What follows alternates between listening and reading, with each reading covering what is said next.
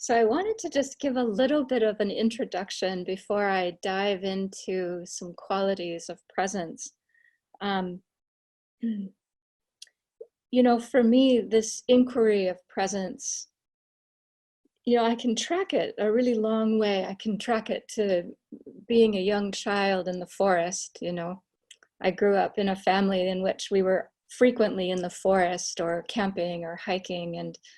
Um, But I would say that it really didn't fruit until I became a hospice chaplain. And it was in my second year as a chaplain where I was starting to kind of get my feet under me. I was starting to get a good sense of what happens when we die. I'd been at a lot of bedsides, talked with a lot of families, and was starting to get a little bit of confidence.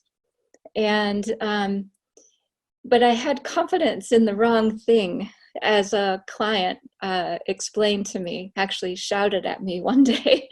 And I tell this story in my new book, but basically what happened is I came into his room and started trying to give him hope.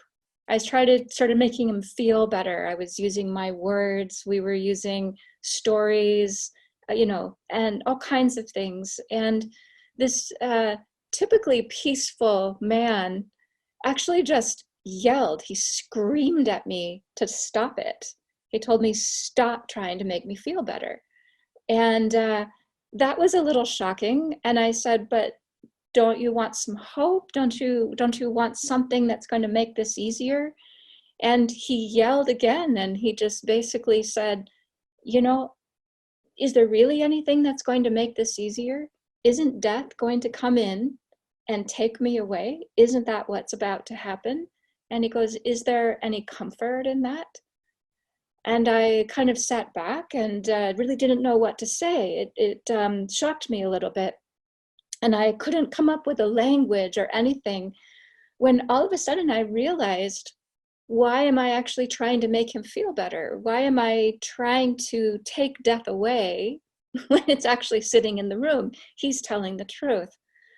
And so I simply said to him, I said, I don't actually know what death looks like. I don't know what it feels like. I know what it looks like, but I don't know what it feels like. I said, maybe you could tell me, and how about I just walk with you and we find this out together? And he began to cry and I began to cry, and we took hands, and it changed me indelibly, because what helped, what was really beneficial, was that I kept showing up. I kept coming every week, sometimes several times a week, and I was with him. I was with him when there were breathing crises. I was with him when he celebrated his granddaughter's birthday. I was there, and we walked together. And as he was beginning to near the end of the journey, he said something really fascinating. And he said, I don't really know what's happening, but I believe that I can stay here in it. And because of that, I think I can do this. And he goes, I feel less scared because of that. That was transformative. It absolutely turned me upside down, because no longer was I going to try and make somebody feel better by what we were going to do about death. The feeling better came in the confidence in our capacity to be in it, to be with it, and to be with each other. And so it became a practice for me, presence, how to be present with another human being. And it was an unfolding that eventually led me into retreat, because the more present we are, the more presence arises within the present. And something more than what we're expecting starts to show up. And that becomes a whole new inquiry. And so there's this dance in there that we start to dance between the human of what it's like to go through complex experiences and the beingness. And the presence, to be present with, is to be present within this dance of consciousness and awareness, this dance of humanness and beingness. And this is where the revelations start to begin. And so there are many, many qualities of presence. There are many ways that we can be present with each other. Our traditions, or especially our Buddhist tradition, is very gracious and abundant in all of the ways that the techniques, the tools, the ways that we can do this. We're taught many qualities of kindness, and yet the deeper we dive into these practices, then the more that the quality we're trying to create, such as compassion or forgiveness or patience, generosity, the more we start to create these, then the more they begin to change us. And so presence starts to be this place in which it's alive, and composting and possibilities arise, as well as our capacities to have empathy and to be with each other. So as we entered into the COVID-19 period, I really felt quite quickly that I was sitting bedside with the world. I felt like I was sitting within a death of some kind. I was sitting within a transformation that was so complete that it had the marks of death kind of all over it. And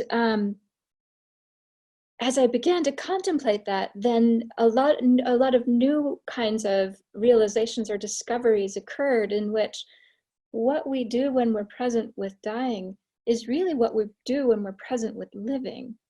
And so I began to kind of think about, what are those main qualities, and how did I discover those? What was the path of the discovery?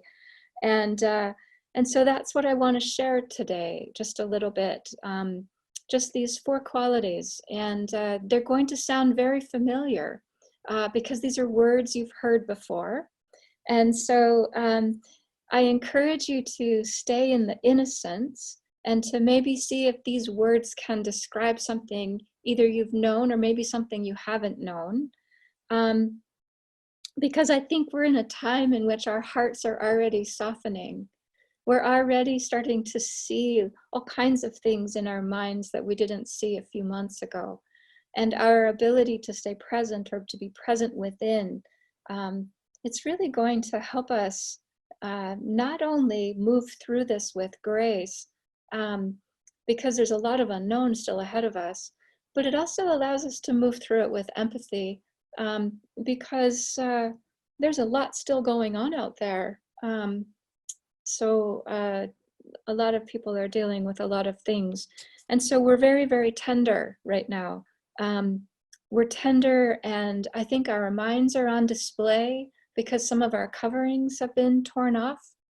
And we're discovering what else is in there, what else is inside of us. And so, so I'm feeling like presence is a real gift for us right now, a way of staying in the dance, and a way of being with each other, even when things aren't going quite the way we were hoping they would, or even quite the way that sometimes we're accustomed to for our own humanness, our own human kindness, how we relate to each other. So I just want to share some of these qualities and invite you into them. So I'm just going to check the time real quick, okay? Because I want to give each quality time, each one a time. So the first one that I want to share is spaciousness. And I'm going to talk about it slightly different than maybe we've heard about it before. And so I want to start with a story about where I started to learn about spaciousness, or what the steps were into moving into it. And it started actually when I heard about a monastery, a Christian monastery in Cluny, France. And it is the oldest standing hospice house in the Western world. And it dates back, I think it dates back before the Crusades. I think it goes back down, maybe even as early as the 14th century. And it was a house that was built. The monastery sits back from it, And the house was built as a stopping ground for pilgrims. And it was also a place for anyone who was close enough to be able to travel, who were sick or who were dying. And it also was a place where people who had been displaced, whether it had been from famine or war or some other reason that they were trying to get somewhere else, this hospice house stood as a place where you could come, whether you had money or not. It was really just meant as a stopping ground for anyone. This house is built over top of a creek, and the floors are made with leaded glass, and there are beds that are lined up over top of this, ever-moving creek. And there are skylights. The roof was made with windows that you could look out. And each bed, whoever was there, whether they were sick or they were dying, there were 2 monks that took care of each person 24 hours a day, 7 days a week. This was their practice. One of the monks would care for the body, and the other monk would care for the spirit, the psyche, the soul. So at any given moment, somebody was nurturing and observing and caring for the mind and the heart, the spirit, the body. So one of the other remarkable things is that all of the tools that they used that would touch the body, such as a bedpan or a bowl to catch vomit, all of it was overlaid with gold. And the reason behind all of this thinking, was this understanding that the person that was dying was of God, was Christ, that to take care of one being would be to take care of Christ or the Guru. And so they believed that absolutely everything that came from the body was sacred, it was holy. And they believed that each being, each human being, no matter what brought them there, was holy. So much so that they sat vigil with someone 24 hours a day. So that really left an impression on me. I learned that actually before I became a chaplain. It was when I was in training. And I began to wonder what it would be like to be with somebody that no matter what was happening, no matter what kind of wounds they had, no matter what kind of disease, no matter what kind of pain, no matter how psychologically stable or unstable they were, would I be able to sit with somebody, no matter what it was, and with absolutely every act, imagine that that person was sacred, that urine was sacred, that spit was sacred, that vomit was sacred, that screaming out or weeping or wailing or having hallucinations, could I see that as sacred? I thought it was really interesting that when COVID came, that the first thing that we all started to talk about was toilet paper. I thought that was really interesting because it, to me, one, it's practical, right? If you're trying to stop a virus, then you need paper products. That's practical. But archetypally, I thought it was interesting because it was as if we were afraid of our own bodies, as if we were afraid that what would we do if we had to touch some of our own fluids without the paper, without the water. And so I thought, wow, here it is. Once again, this opportunity. Can we stay present to all of the things that are human and find that to be sacred? So for me, what I have discovered over the years is that the very first quality for our capacity to be present with one another or to be present with ourselves is an ability to include absolutely 100% of everything and to recognize it as sacred. Many of our practices, especially our Chud practices, are trying to teach us to include even all of those things that we have repressed or exiled or sent away. Presence invites us to sit with the exiled, the fearful, the frightening, the thing that we might think is other than me. I think this is the very first step of presence, and it at least was my very first step. But as I've observed over the years, I feel like this is true for most of us, that we really have to turn our minds to being willing to sit with anything and everything, even when we're uncomfortable.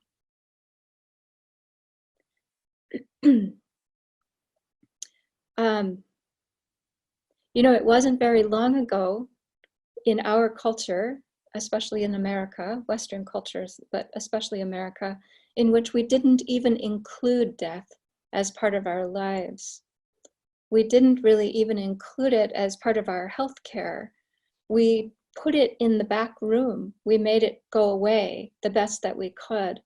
And so I think that we as a culture are learning how to be present with this, and how to accept that these kinds of changes are happening.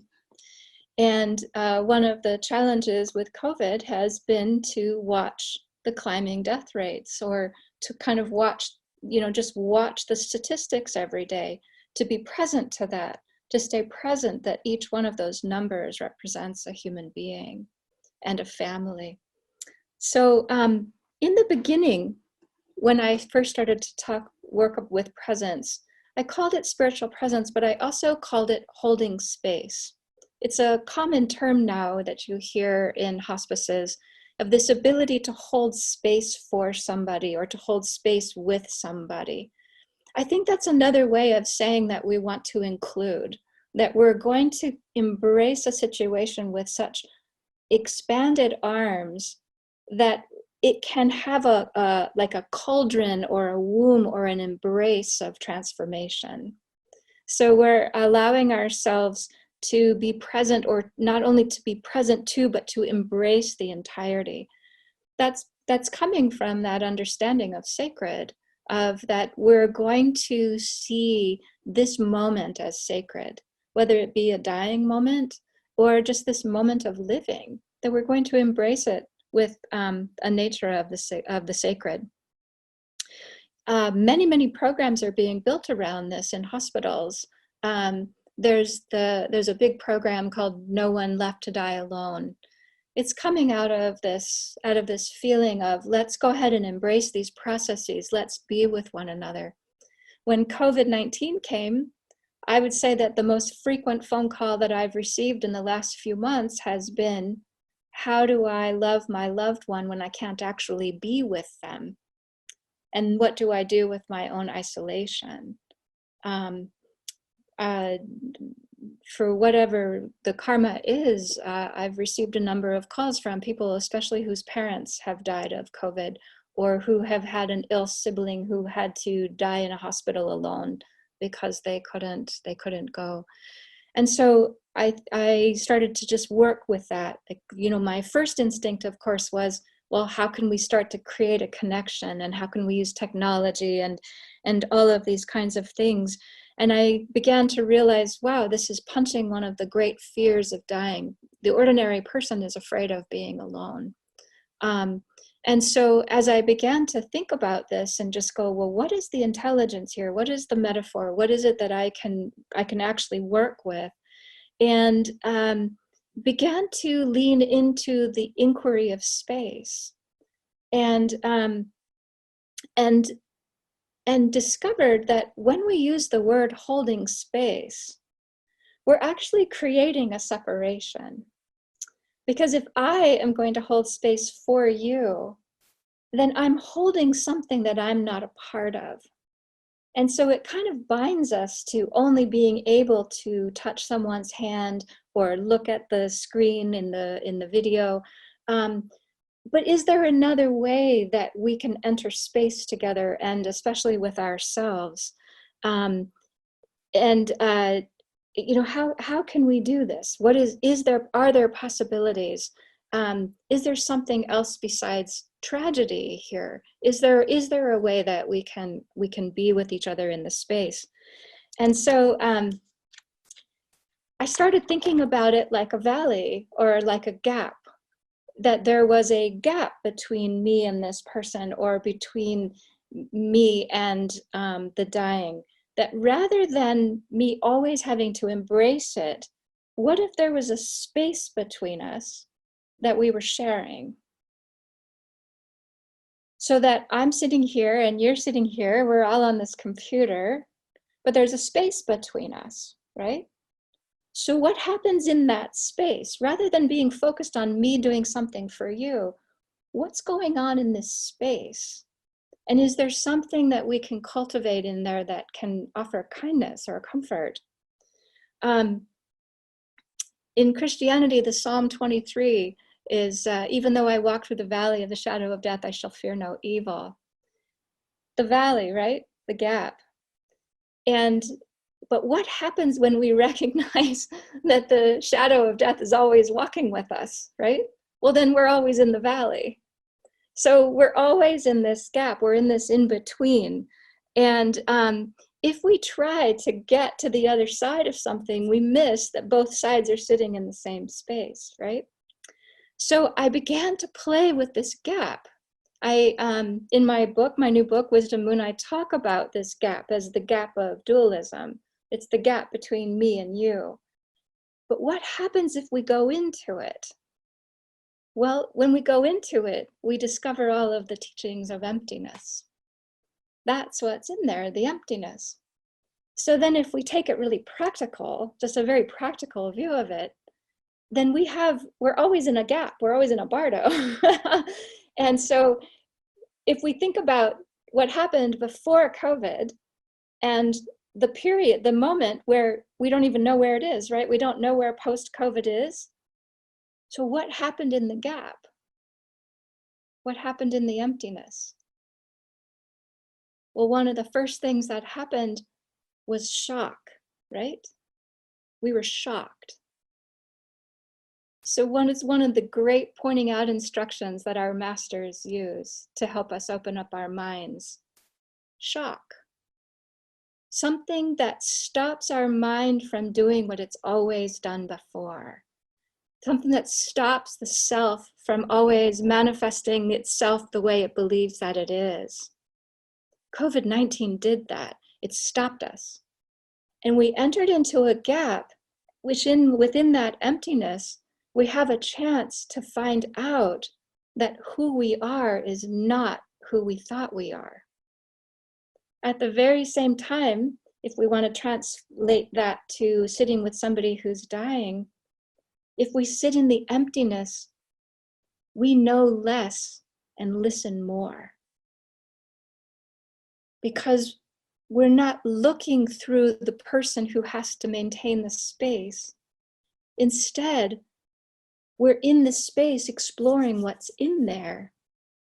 And the person who's dying, for example, is in a very, very fast deconstruction of the self. We have a chance to be present with that fluidity if we can stay in the gap, in the emptiness, in the spaciousness. So I'm starting to really feel that spaciousness is not only our capacity to include, not only our capacity to stay present with absolutely anything and everything that occurs, but it's also our capacity to slip into a space that includes us. And we're gonna go, of course, in the next couple of hours. Some of you already know where I'm going with this, but this direct experience of emptiness is a profound opening to compassion and a profound opening to all of the things that either prevent us from being present or prevent someone from receiving our presence, from receiving love and kindness, or an inability to manage the deconstruction that happens. So I want you to just take a moment. We're going to take a few minutes here. And I would like you to imagine a gap. And the most readily accessible right now is the pre-COVID and whatever is in the future gap. You can observe what happened to you. Did you lose your job? Or maybe you got thrown onto the front lines without all of your regular tools. Maybe you found yourself separated from loved ones. I'm now feeling very far away from my son. There's a gap that I can't just get on an airplane to correct. So there's a gap between me and someone I love, or between me and my parents who are very, very vulnerable in COVID. And about 2 weeks ago, COVID moved into their apartment complex. So the gap between me sitting here and my parents having COVID-19 in the apartment. Allow yourself to slip into that gap, into the space, into the emptiness.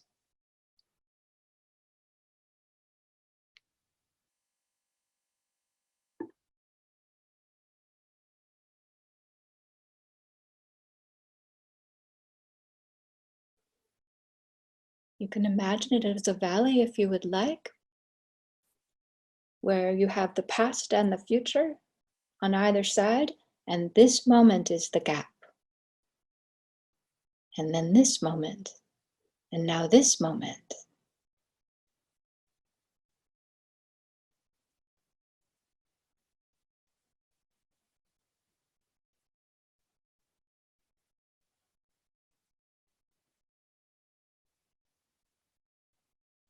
And notice what arises in the gap. What do you observe? Perhaps you observe some spaciousness that you didn't observe half an hour ago. Maybe there's a little bit more space. A little bit more space in your mind, in your heart, in your body, even around your body.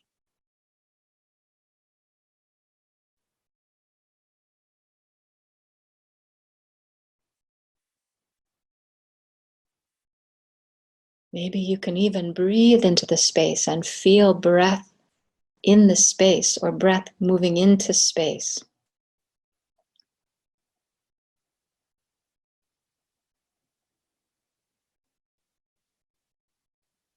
But perhaps there are feelings too. Unexpected feelings of any quality or kind.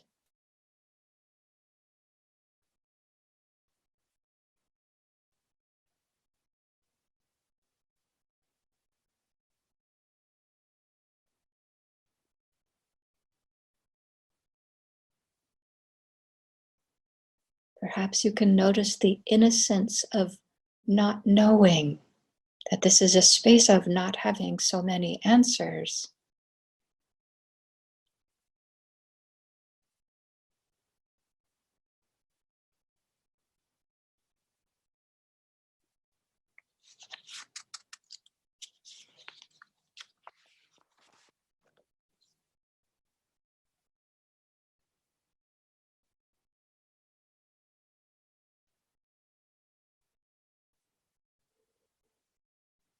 Notice the space even between selves, who you thought you were, who you thought you might be, or even between different qualities of self, like mother, daughter, sister, brother, practitioner.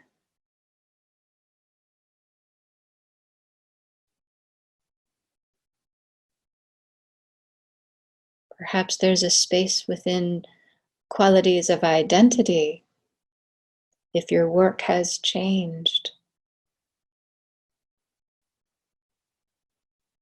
Maybe last month you were an acupuncturist, and maybe now that's not possible with all of the change. Maybe you were once a restaurateur, and now that's not true. You can't reopen.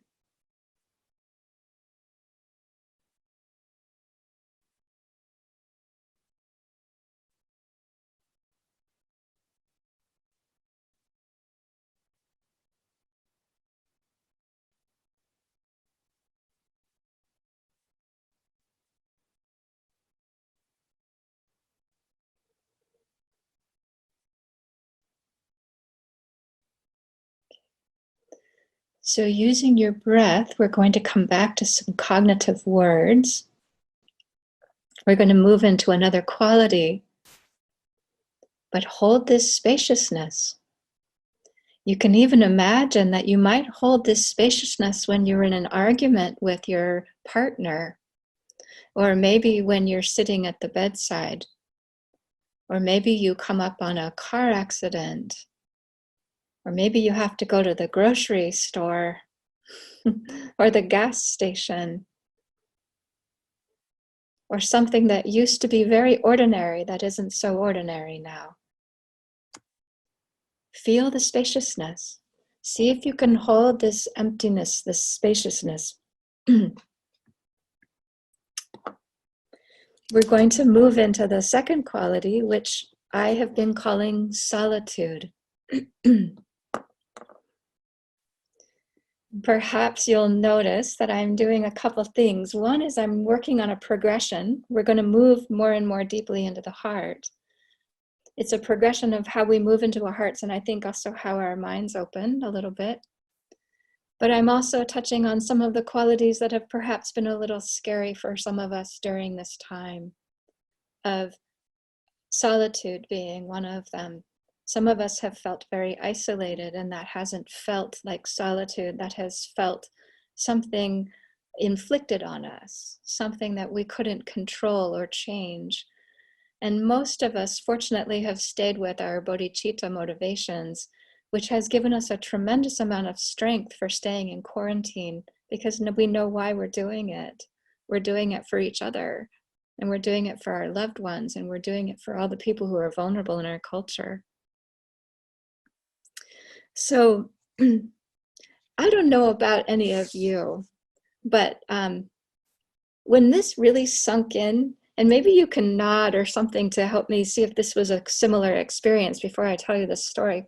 But when it really sunk in that COVID was here and that people were dying of it and that our economy was going to change and that my life had just gotten upended and a lot of people's lives were upended, did any of you start to feel sorrow? Did you feel grief, sorrow? Yeah, I did. It wasn't the very first thing that happened. The first thing was that shock, right? That gap of, oh my goodness, what was happening before is not going to happen now. Whoa. And I was able to see some of my habits. I don't know if any of you saw some of your habits, but I saw some of my habits of what I like to do when I'm not in control, or when I feel scared, or what I think I'm going to do to survive, right? Did any of you all notice that? That's the space, that's the gap, right? The grief came because I think that all of us stayed in the spaciousness long enough to let the reality hit us. As practitioners, we didn't turn our TVs on and try and go and make the world change. We actually sunk into the reality of it. And as I talk with people who meditate, we all did this. We got it. We got that, oh my goodness, impermanence. Woo, there it is. Boom, right? Wasn't it like an exercise in the four thoughts that turn the mind? One right after another. Whoa, they weren't kidding. Dujin Rinpoche knew what he was talking about. Here it is, right? I had been in all these years of retreat, and there was another layer to figure out. Because until we're fully realized beings, we're in this play between the human and the being. And the being can, for a moment, recognize, and then the human then wants to come up with its plan. Like, this is what I'm going to do to handle this impermanence. But the more I leaned into the reality, the more the grief came. And then I had some stories around that too. Maybe you guys did as well. I kept thinking, well, if I were really a really good meditator, I wouldn't have grief. I would just be this instant magic wand of compassion, and I would know what to do. Yeah, I was like, I should just be really powerful right now. And then I would have to go, whoa, what makes you think you're so powerful? The fear of being helpless, right? So I started to play with this, and each moment became more and more grief, in part because more and more of my own qualities of self had to die. I couldn't hold on to them anymore. I couldn't be the 4-year-old with the superwoman cape. The conditions weren't going to allow me to do that. I couldn't fix things. I couldn't suddenly make anything better for my parents. I couldn't get on a plane. I couldn't do any of those things that would allow me to change my experience. So I began to grieve. And it became really, really intense. And I would pop up every once in a while and say, oh my goodness, I've got this huge retreat I have to teach. I better get out and start, working on it. And then I went, no, actually, if I want to learn about presence, I better stay in the grief. I know this. I know this from retreat. I know this from all the years of meditation. And so I stayed in it. And then I began to palpate what I would call the qualities of solitude. And the quality of solitude is the capacity to stay present within the experience without trying to change it. So the first thing that we do is we make space and we include. But the second thing is to discover that we're capable of staying in this. That's a quality of solitude because that comes out of a deep knowing from within. It has nothing to do with the outer conditions. It's about where we stop looking outside of ourselves to manipulate something or fix something or justify something. We stop looking for mirrors even, and we go in. And when we go in, there is this pantheon of experience in there. And grief was the big one. It was the big raw one. So I stayed in it. And I grieved and I grieved, and I was getting tired. I was starting to fatigue. And I started feeling like, oh my goodness, I'm not actually sure I can bear up under this, because this is pretty intense. And so this one day, I'm going to tell you this story at the risk of sounding a little crazy, so bear with me. But this is what happened. I went walking, and I'm really fortunate. I live near wilderness, and so there are all these trees. And I'm quite partial to madrona trees. So I went climbing up this hill, and I was feeling the fatigue of the weeping and the waking up at the night and weeping, right? And so then I climbed up and came up on this really enormous madrona tree. And I just stopped and I leaned up against it. And I just said, I'm really tired. I just said out loud, I'm really tired. And then I said, wow, this is also really lonely. This is a lonely experience, this grieving, because we're all grieving. So what is it we're going to say to each other? Oh, I'm grieving. Yeah, I'm grieving. I hear you. I understand. We could all say that, but we were still all grieving. It's like, why isn't there any solace here? Where, what's happening? This was my inquiry. So I just leaned against this tree, and it was big enough that it could kind of cradle me a little bit. And so I leaned back and I let all my weight against the tree. I just really leaned into it so that I could really feel it. And then I started to cry. And then I noticed something. I noticed that the tree hadn't moved away from me in any way. Now I realize it's a tree. It doesn't have legs. It can't go anywhere, literally. But the presence of this tree was really, really different than anything else I had been experiencing, in which we were all sort of stumbling around in a huge pot of emotion, myself included. And this thought popped into my mind in the spaciousness and in just the curiosity of this tree. I felt that the tree was grieving with me. Now, I can't explain any of that. This is not like some strange that the tree said something. It came up out of my deep interior of being grieved with. And I just thought, wow, that's different. That's different than me grieving for somebody or listening while somebody else grieved. The tree was grieving with me. So I began to share this with a few people. I began to tell the story, and then people would nod like, you might be a little crazy. And then I decided to stop trying to explain the story so much.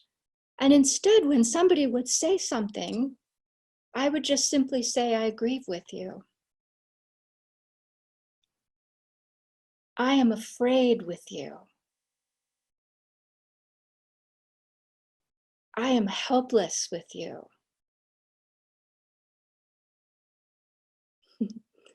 You can feel the difference immediately. I'm seeing the nods of heads. It's something. And it cuts through all of the separations. And we entered experiencing, was the only word I could come up with. We weren't experiencing with each other. We were experiencing at the same time together. Well, that shifted the whole grief, because as soon as that quality of presence entered my whole somatic being, then it didn't take but a couple more days of me witnessing myself in this way. I did this with absolutely every feeling that arose, that I began to feel as if I was grieving with the whole world. And then a friend of mine said it most gorgeously. She said, it kind of feels like I'm being grieved, she said. And I said, yeah, that's it. Like being grieved. Like the whole earth is being grieved. We're being grieved. That's the change. That's the transformation. That's the process of emptying and selflessness. This current comes in and starts to kind of clean up separations and divides. And we can be grieved. We can grieve. I am grieving with you. And as I began to remember all of the times around the deathbed, I thought, this is what we're silently, wordlessly doing when we are simply in the spaciousness and in the solitude of the interior, rather than trying to go out and do something about that person that's dying or about that person that's sick. We are in the beingness. And I can't tell you how many people have said that this was all they wanted, that they didn't want anybody to tell them how to die. Not then, not at that moment. Years before, I think they would have liked that. But in that moment, the grieving, the dying, the being was so immense that for somebody to be, just being, they could sink down into something other than their own war, and something beyond and more than just what their ordinary senses were telling them, what their ordinary psychologies were telling them. I think this is what we have been doing at the bedside when we're just being, but from a deep interior, as opposed to trying to contain something. So during this COVID time, when we can't sit in the same room, these words have been very healing. I grieve with you. I'm scared with you. I am unsure with you. So now take a moment within the spaciousness and find whatever is arising up in your spaciousness. Maybe it's frustration or fatigue. I am tired with you. I am anxious with you. But I can also be joyful with you. Unsure. unclear, but I am clear with you. So palpate anything that might be arising in the spaciousness.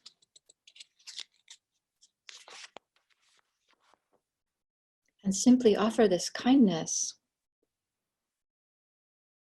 of experiencing, being,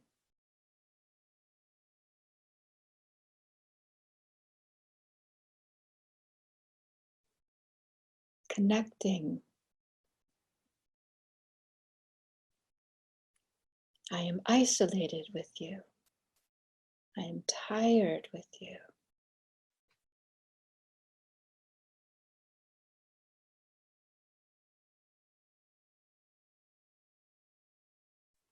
I am lonely with you. I am yearning with you.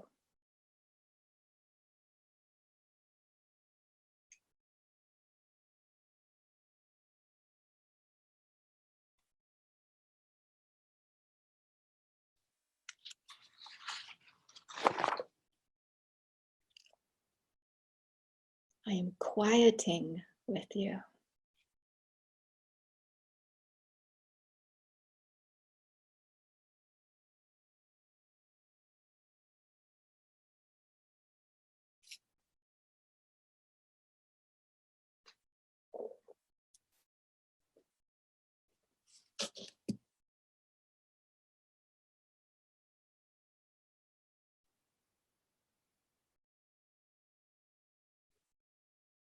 So let's just take one moment. John, if you could just allow a moment where if somebody would like to say something or comment, that they're able to, I just want to kind of do a 5-minute check-in here if anyone would like to say or ask something. Sure, I'd be happy to do that. If you would like to say something right now, if you would please to make it easy, under participants, you'll see a button that says raise hand. And if you raise your hand, then I will activate your audio and video.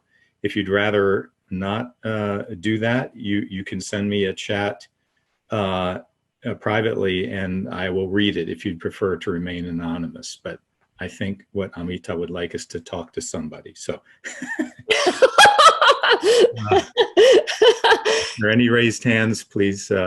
Just feeling a desire to let people be able to comment or ask a question before I dive into the second half.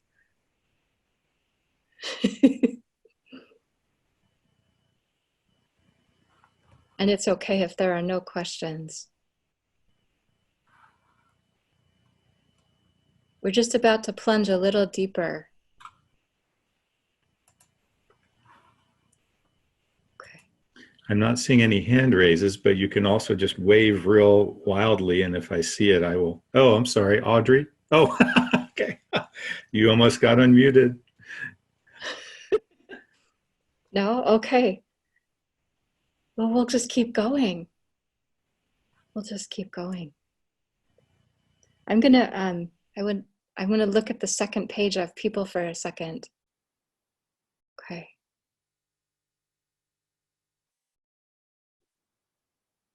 Okay. So spaciousness,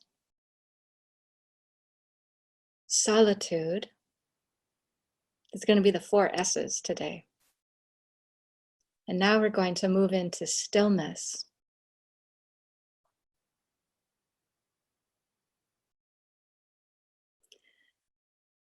Continue to feel the spaciousness and the interior quality of solitude.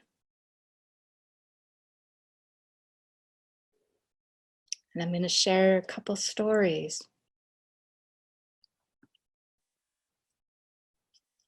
For those of us who have ever sat with somebody who is dying, kind of from the beginning all the way through, there's this really interesting moment that happens where we start to wait,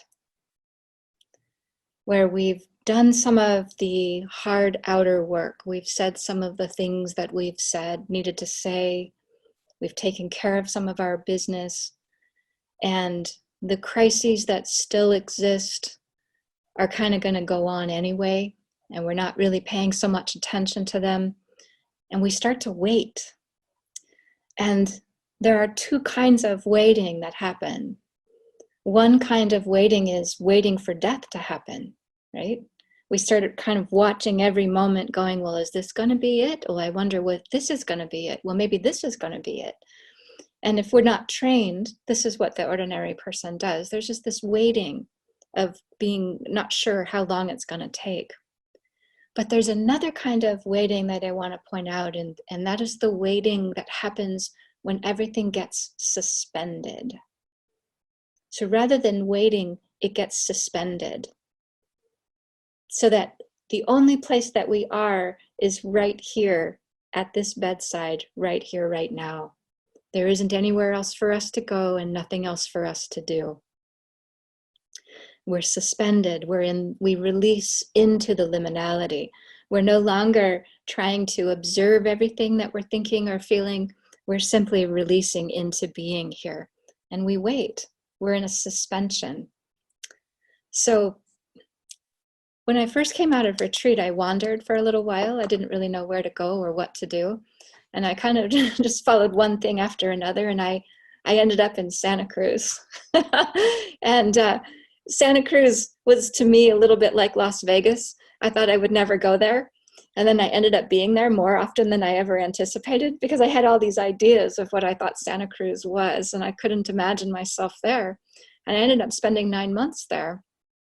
And I was living, I can't remember that, they have all these different village district names in Santa Cruz, and I can't remember the name of it, but where I was I could walk to where this river was going into the ocean. And it was a real bona fide slough, but the very end of it. And in the winter, the rains would come. And so the waters were higher. The river was high. In the summer, the river wouldn't quite make it to the ocean, but in the winter it did. And so one of my favorite things to do every day was I would walk to this cliff where I could look out over top of the place where the river was entering into the ocean. And I started going all kinds of times of day because I wanted to see what was different at high tide and low tide. And I don't know, I became a little bit like a scientist about it. But the thing that was so remarkable about observing this was that I couldn't actually find let me explain it differently. Has anybody ever seen this where you're just standing at the place where the river and the ocean are actually meeting? And when you've got it on, where the tides are coming in, the waves are coming in and out, and then they're coming up and down. So the river gets more water and less water. But no matter what it is, the same thing is happening in this place where they're greeting each other. And it's swirling without any direction. Like it's going to and from and swirling. But the thing is if you look at it long enough, it doesn't actually look like it's moving. It's a little bit like a spinning top that's spinning, but it isn't moving because the force of it keeps it still. And I thought, oh, that's actually what stillness is. It's this place where the movements are all happening, but they're not going anywhere. It's like this inactivity. And it's where the actual merging is starting to occur. And so Ramana Maharshi, I'm going to quote him, he says, all that is required to realize the self is to be still, because the state of being remains while everything else is moving around it. That's stillness. So if you think about that river, right? So start with the spaciousness, and then the solitude. Then the stillness is the touch point where everything is swirling into or around, but it isn't actually moving. And so you're palpating something more than whatever it is that we might project onto it. That's what that river, that's what it looked like to me. Like it didn't matter where I put my eyes, the same thing was happening. It was swirling and merging and combining, and it was a bit of a miraculous thing. The same kind of a thing happens around the deathbed when we remain really, really, really, really present, because our minds start to get suspended from their typical activity, and the movement of dying and the stillness, or excuse me, the movement and the spaciousness, they start to converge into each other. And there is just this profound sense in which the impermanence or the transformation is happening within something that isn't actually moving. So it's getting a little harder to find words, which is why I told you this story about the river. But it's that we're starting to open. So using the COVID-19 as an example, I'm sure many of us did this as the grief began to move and it began to have plenty of space, then something else arises in there. Did you all notice that? Like this strange kind of intelligence, this palpable knowing that really isn't my thinking brain. It isn't my feeling brain. It isn't really about the emotions anymore, so much as that river of thought or feeling is merging with the space itself, and it gets very, very still, no matter whether it's moving or not. We're going to play with this in a second, because I know that this is difficult to comprehend because words are not simple. But around the deathbed, what I began to observe is that when I stayed in the beingness, and maybe I was commingling breath, so that I was also tracking the dying process with the breath, being on the breath as it moved. As things began to get suspended, I began to know things I couldn't have known any other time or any other way. And it wasn't anything weird or strange. It was just this capacity to recognize that there was more there than what I was looking for. And at the time, I used to call it soulness. I talk about that in my first book. It's difficult to palpate. It's almost as though the senses become so purified that you begin to sense the presence, and it can be the presence of another being, which is like the soulness. And it's like almost 100% of the time that when the dying process would go so far, it was as if something cut through all of the biology and the coverings came off, and somebody was revealed, like their purity was revealed. And I didn't have any other word but soulness. And I asked Lama Dreamy about it one time. I said, I described to him exactly what the experience was like. And I said, it was like I met somebody for the first time, as if I hadn't seen them or they hadn't been revealed. There were like there were too many walls or something. And he said, yeah, that's how he experiences it. It's like this like a flower popping up through a crack in the sidewalk. That's really literally what it is like.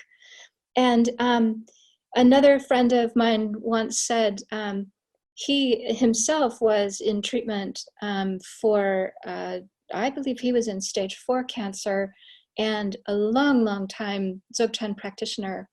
And he said, yeah, he goes, I've been interviewing people who are dying. And I said, are you feeling afraid? And he goes, oh, no, no, no. He goes, I'm not worried about the dying. He goes, I want them to tell me about the light. And I said, like the light after death? He goes, no, no, no, no, no. He said, the closer we get to dying, the closer we get to the removal of those boundaries, he said, the great light shines and they can see it. And he goes, I want to see through their eyes, he said. He goes, because I want to learn new and new, more and more ways to recognize this. And he said, I want the confidence that comes from that. He says, I wish to be that in dying. He goes, I wish to be a radiance. And so he said part of his practice was to start interviewing people who were dying, not to make himself less afraid, but to make himself more present. That was a powerful teaching.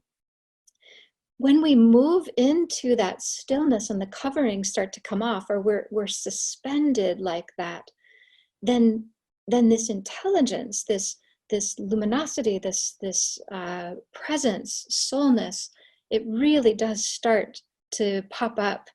Pema Chodron says, to connect to the mind itself, we experience this label-free nature of how things really are.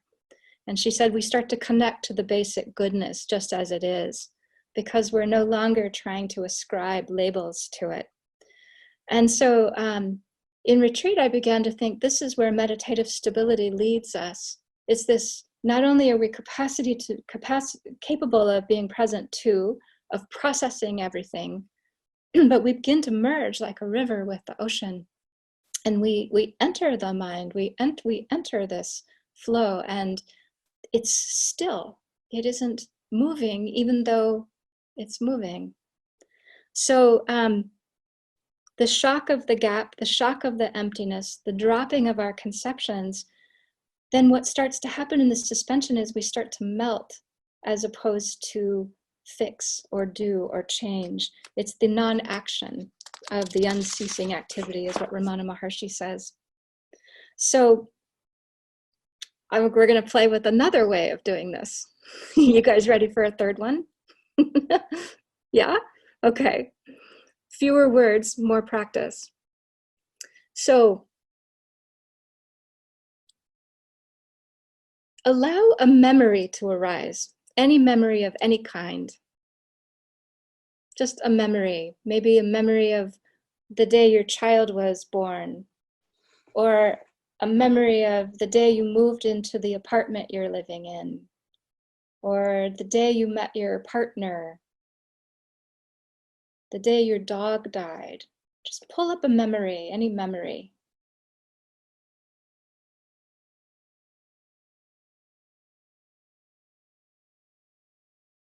Now move forward in time slightly and pull another memory. Maybe the day your dog died, and then the day that you buried his body. Or the day you met your partner, and then perhaps the day you got married. Or perhaps a first date that led to a second date. Or perhaps you're remembering a family reunion or a special meal. Then remember cleaning the dishes afterward.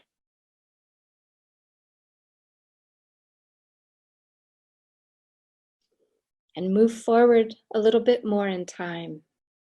Let another memory arise.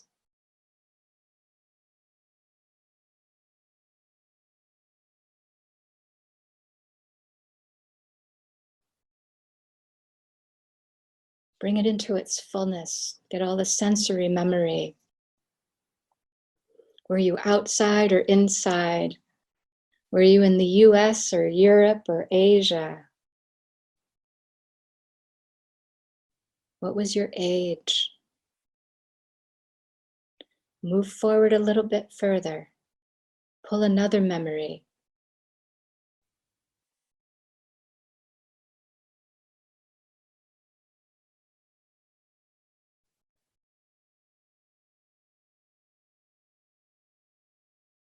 And a little bit forward, pull another one.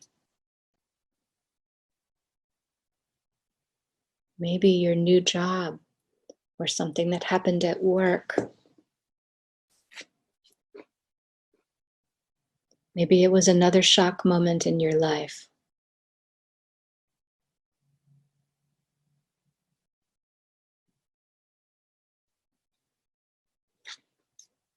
Now, remaining in the spaciousness, connect the dot between these memories and feel the fluidity between them. Notice the changing, the movement from childhood to adulthood, or the movement between jobs or between locations, between relationships.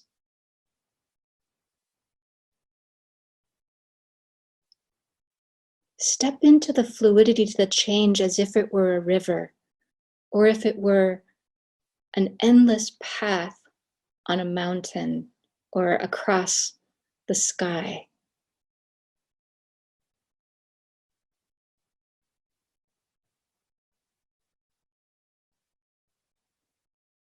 Notice how one moment dissolves into the next.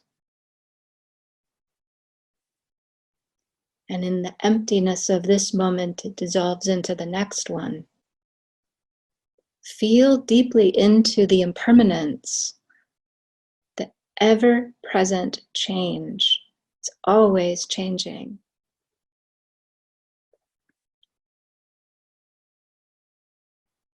And we can imagine this all the way into our dying. If we wanted, if we had a whole weekend, we could imagine all kinds of ways that we die. Take that movement and let it keep going past the last breath. The continual movement of change, of impermanence. Step into that flow. Feel that.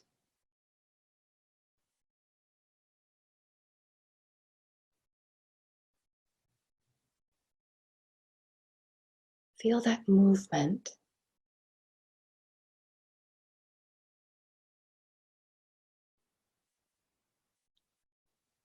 And your hearts already know what's next. Stay in the space while it moves, like a river into the ocean in every moment.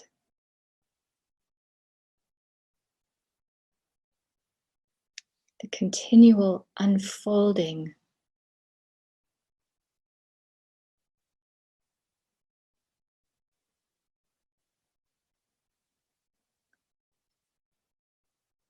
and the stillness of mind.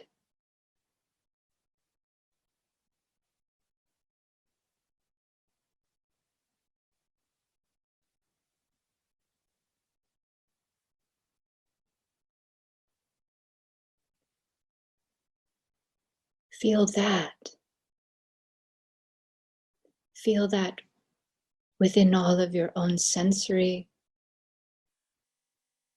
your mind.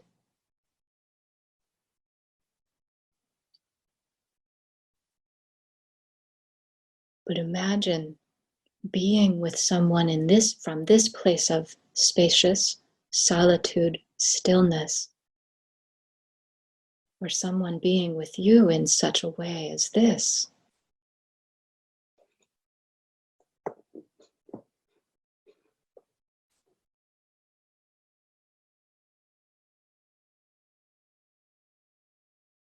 Notice these qualities.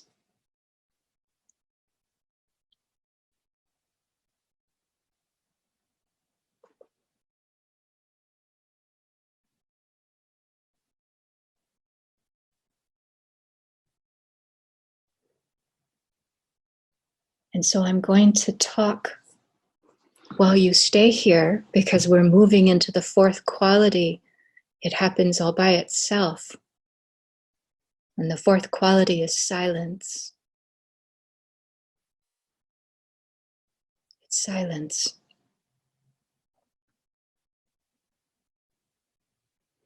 So if you would like, you can follow my story as if you're doing this with me. Because one day I stopped climbing up on the cliff to watch the water, and I hiked down to the water itself.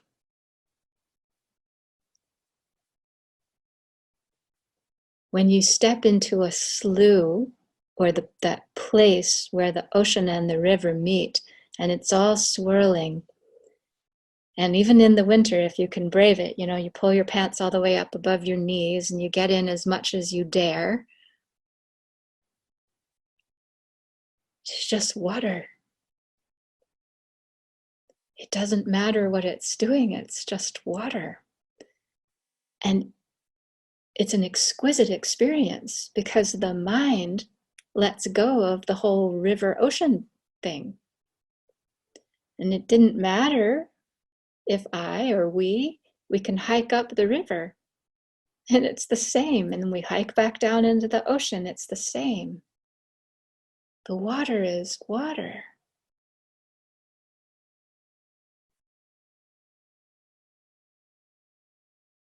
And there's a profound silence.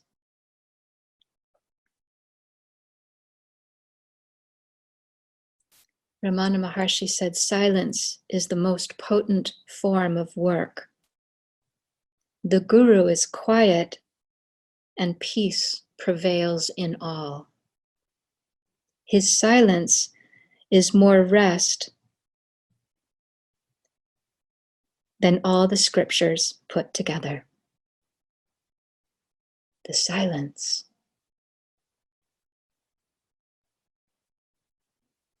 The oneness of consciousness and awareness, when the gap dissolves. Many of us have had the privilege of being near a master that is this. And we've had moments of it in our own practice. The depth of silence.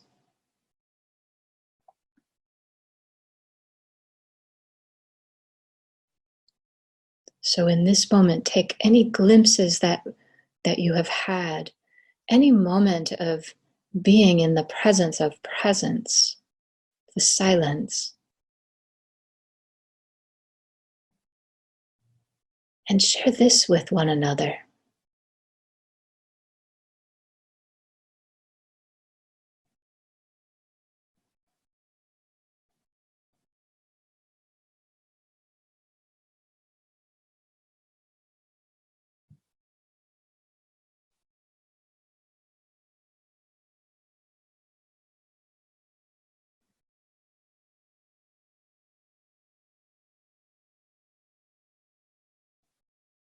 Water is water.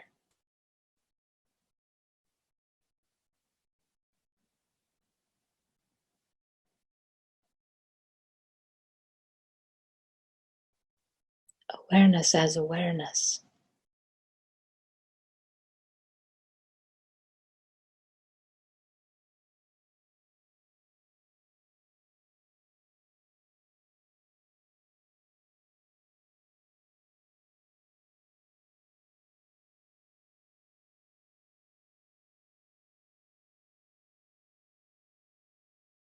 Presence as presence.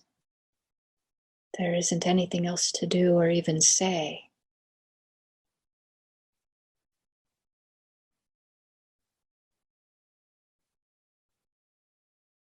Just the simplicity of silence.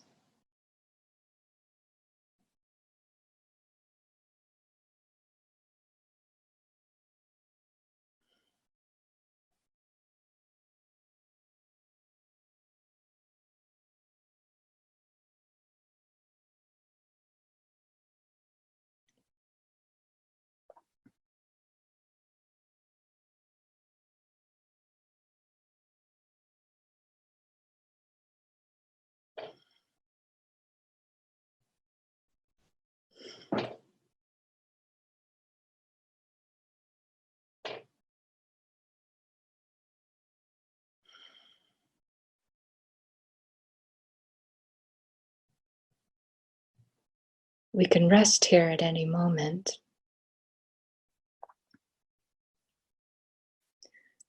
Chogyam Trungpa Rinpoche teaches, or taught, I should say,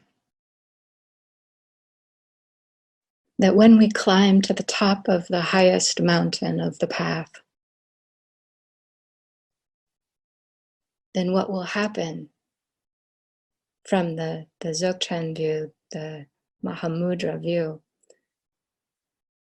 we won't just drop into nirvana.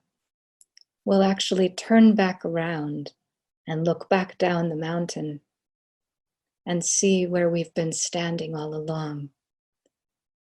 And he says, what happens in this moment, in this oneness, this fusion, is nothing less than compassion. That impermanence is also an ongoing flow of compassion within the stillness and the silence, then more and more of the beingness will arise as a spontaneous compassion, which will then continue to help us work through the human, right? Because the compassion will push us into the gaps more and more often, and we'll keep working at it. But it's a beautiful way to consider impermanence, is to understand that the movement of awareness, the consciousness, it keeps going. It keeps arising. And it'll rise in little ways within each of us and in big ways in our great masters, but it keeps arising. And so our play, our work of presence enables us to see where we've been standing all along. And then we see all of the other beings on the mountain, and we want them to have food and water. We don't want them to fall down. We want them to get to the top too. We want that because we know this mountainness, we know this stillness, and we have just a little bit less fear. Until we're fully realized, we're going to have some fear. That's the path, but we'll have a little bit less, and we'll have a little bit more to give. And our presence will begin to have a little bit more potency to it. Our activities will have a little bit more potency. And it's beautiful because that's where the wisdom and the compassion, as we all know, they play. And one feeds the other, and one comes from the heart of the other. So Chogyam Trungpa Rinpoche would say, now we keep going. Not because we have to get somewhere, but because we're entering the stream of compassion, the impermanence that will arise again and again in this moment and in this next moment and the moment after that. We're practicing with our practice of leaning into the stillness of impermanence and then leaning into the silence. We're practicing how to arise. And it's a practice, and it's okay that we have to practice. We're humans. We're not there yet, but we're doing it. We're doing it. Each one of us are doing that. For me personally, this has offered presence and confidence and kindness for those moments when I wanted to just sit down in the middle of the COVID and just go, yeah, this is a bit too much. I think this is too much. And in those moments I went, well, no, it's not too much because of all of these things, these qualities of presence, that I can stay present in the remarkable play of life because I can include all of it as part of that play.